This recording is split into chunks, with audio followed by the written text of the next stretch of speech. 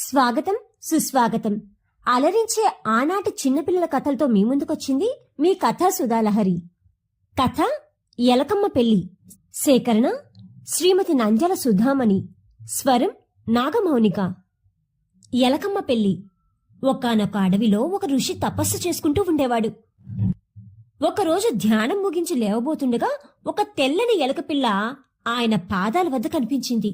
ఏ pillow కాకో వెంటబడితే తప్పించుకుని వచ్చి ఆయన పాదాల చాటున నక్కినట్లుంది ఆ ఎలక. నెమ్మదిగా ఎలకను చేతిలోకి తీసుకున్నాడు. అది ఎంతో జాలిగా దీనంగా చూసింది. ఎంతో జాలి వేసింది ఆ ఋషికి.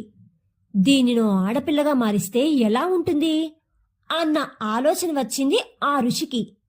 తన తపశ్శక్తినంతా ఉపయోగించి ఆ ఎలక పిల్లను చిన్న పాపగా మార్చినాడు. దానిని కూతురుగా భావించి పెంచుకోసాగినాడు. ఆ పాపకు సుందరి అని పేరు పెట్టుకున్నాడు. ఆ ఎలక పాప పెరిగి పెద్దదై 16 ఏళ్లదైంది. ఈ పిల్లకు తగిన వరుడిని వెతకాలి అనుకున్నాడు. ప్రపంచంలోకెల్లా శక్తివంతుడైన వాడిని వెతికి పెళ్లి చేయాలనుకున్నాడు. ఉదయాన్నే సూర్య నమస్కారం చేసుకోబోతూ సూర్యుడికేసి చూసినాడు. సూర్యుడి కంటే గొప్పవాడు ఎవరున్నారు ఈ ప్రపంచంలో అనుకుని తన తపశ్శక్తితో సూర్యుడిని ఆహ్వానించినాడు.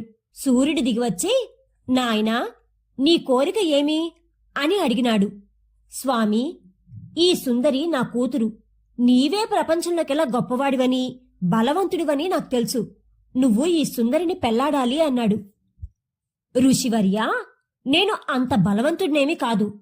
మబ్బులు ముసిరితే నా తేజస్సు వెలవెలాపోతుంది. కాబట్టి సుందరికి నాకంటే శ్రేష్ఠుడు బలశాలి అయిన వరుణదేవుడే తగిన భర్త అని వెళ్ళిపోయినాడు. ఋషి వరుణదేవుణ్ణి పిలిచినాడు.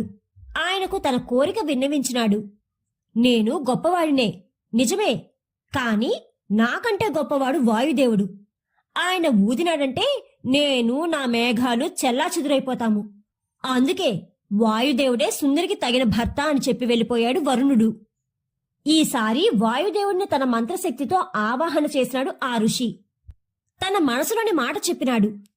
నేను బలవంతుడినే కాని నాకంటే బలవంతుడు పర్వతరాజు. నేనెంత వేగంగా వీచినా కదలడు, అదరడు, బెదరడు. ఆయనే సుందరికి తగిన భర్త అన్నాడు వాయుదేవుడు. ఈసారి పర్వతరాజును పిలిచి, అందరిలోకి నువ్వే బలవంతుడు అని తేలింది. నువ్వే నా కూతురిని పెళ్లాడాలి అన్నాడు ఋషి. అయ్యా, మీరు పొరబడుతున్నారు. నాకంటే బలవంతుడు ఎలకరాజు. అతడు నాలో కలుగులు చేసుకుని నన్నే తవ్విపోస్తాడు. నేనతన్ని ఏమీ చెయ్యలేను. అందుకే అతనికే నీ కూతుర్నిచ్చి పెళ్లి చెయ్యి అని వెళ్ళిపోయినాడు. నిజమేననిపించింది ఋషికి. ఎలకరాజును రప్పించాడు. ఎలకరాజుకు తన కోరికను చెప్పినాడు. ఎలకరాజు సరేనన్నాడు. కాని మనిషిని ఎలక ఎట్లా పెళ్లాడుతుంది అన్నాడు సందేహంగా. నీకా భయం అక్కర్లేదు. నేను ఇప్పుడే సుందరిని ఎలకగా మార్చేస్తాను అని ఆ అమ్మాయిని ఒక అందాల ఎలక సుందరిగా మార్చివేసినాడు ఋషి. వారిద్దరికీ పెళ్లి చేసి పంపివేసి తన భారం తీర్చుకున్నాడు. ఎలకరాజు ఎలకరాణి కలుగులు తవ్వుకుంటూ పిల్లల్ని పెట్టుకుంటూ దొరికిన కాయో కసురో తింటూ సుఖజీవనం చేసినాయి. కథ కంచికి మనం ఇంటికి. ఇది కూడా పెద్దమ్మ చెప్పిన కథల్లో ఒకటి. ఇది సాంప్రదాయంగా అందరిళ్లలో చెప్పుకునే కథ. ఎవరిని కూడా వారి స్థాయిని మించి ఉద్ధరించడానికి ప్రయత్నించకూడదు. వారి యొక్క యోగ్యతను, శక్తి సామర్థ్యాలను, స్థితిగతులను దృష్టిలో ఉంచుకుని వారికి సహాయం చేయాలి. ఎలకపై జాలితో దాన్ని మనుష్య కన్యగా చేసే పని పెట్టుకోవడం అనవసరం. అలా చేసి ఋషి తన యోగశక్తిని, కాలాన్ని, తపస్సును వ్యర్థం చేసుకున్నాడు. మనిషిగా మారి కొన్నాళ్ళు జీవించినా ప్రారబ్ధం వల్ల ఎలకగా బతకాలని ఉండడంతో సుందరి ఎలకగా మారక తప్పలేదు. ఎలకమ్మ పెళ్లి అనే ఈ కథ కనుక మీకు నచ్చినట్లయితే please like, share and subscribe to our channel.